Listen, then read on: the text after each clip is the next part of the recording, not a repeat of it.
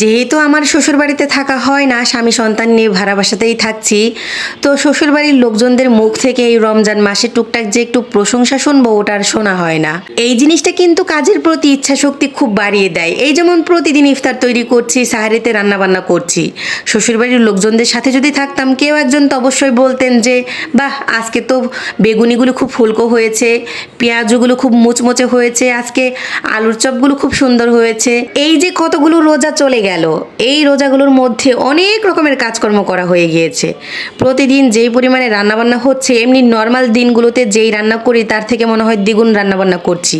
আল্লাহ তাআলা মনে হয় এই রমজান মাসে সকল পরিবারে বরকত বাড়িয়ে দেন। বাজার সদাই থেকে শুরু করে রান্নাবান্না খুব বেশি করা হয়। ইফতার আমরা সন্ধ্যাবেলা করলে কি হবে, গৃহিণী হিসেবে আমাদের কিন্তু সকাল থেকে একদম সন্ধ্যার আগ পর্যন্ত প্রতি রমজানেই কাজ থাকে। ফজরের নামাজ শেষ করে একটু সময় ঘুমিয়ে নিলে কি হবে, সকালবেলা ঘুম থেকে উঠেই কিন্তু আবার থালা বাসন ধুয়ে নিতে হয়, কারণ ওই যে রাতের এক গাদা থালা বাসন জমে থাকে। আর যদি বাসায় বাচ্চা কাচ্চা থাকে তার জন্য সকালের নাস্তা হিসেবে কোনো না কোনো কিছু বানাতে হয়। আমার মেয়েকে দিয়েই বলি, ও তো রোজা থাকে না, তো সকালবেলা ওর জন্য নাস্তা বানাতে গেলে আমাকে খুব পেরেশানিতে পড়তে হয়। এক এক দিন এক এক নাস্তা দিতে হয়, হয় রুটি বানাই, তা না হলে একটু খিচুড়ি রান্না করে দেই, তা না হলে একটু ভাতের সাথে একটু ভাজি করে দেই, একটা ডিম ভেজে দেই। তো ওর খাবারটা আমার 9টা থেকে 9:30টার মধ্যে রেডি রাখতে হয়। আমাকে তার মানে আরও আগে উঠতে হয়। মেয়েকে খাওয়ানো দাওয়ানো থেকে শুরু করে ঘর ঝাড় দেওয়া, কাপড় যদি কোনো কিছু ভেজানো থাকে সেটা পরিষ্কার করে ধুয়ে নেওয়া, এরপর মেয়েকে গোসল করানো।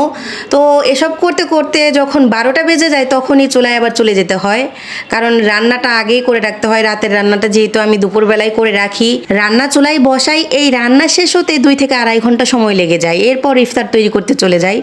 ইফতার তৈরি করতে দেখা যায় আবার 1 থেকে 1.5 ঘন্টা সময় লাগে। এই এত সব কিছু কেন বলছি জানেন? এই সব কিছু করলাম ঠিক আছে, এই রমজান মাসকে কেন্দ্র করে যেহেতু এত সব কাজ করা হচ্ছে, এমনিতে এত কাজ করা হয় না। তো এই কাজ করার ফাঁকে যদি কেউ একজন একটু প্রশংসা করে, কাজের জবাবদিহিতা না নেয়, তাহলে কিন্তু খুব খুশি লাগে।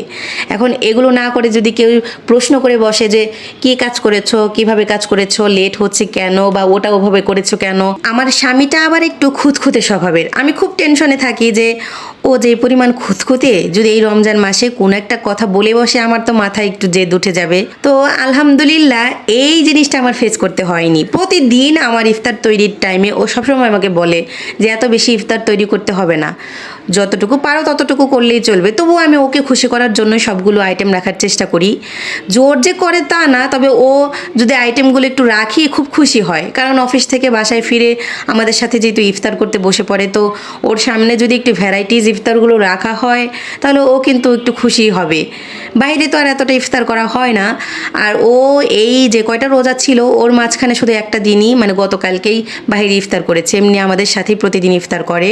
নর্মালি আমরা গৃহিণীরা কিন্তু কাউকে আমাদের করা কোনো কাজের জবাবদিহিতা দিতে খুব কম পছন্দ করি। এমন কিছু মানুষের কাছ থেকে শুনেছি যে এই রমজান মাসেও নাকি বউ হিসেবে তাকে শ্বশুরবাড়ির লোকজন থেকে শুরু করে স্বামীও বিভিন্ন রকমের প্রশ্ন করে বসে যে এভাবে কেন কাজ করেছো, ওভাবে করলে ভালো হতো।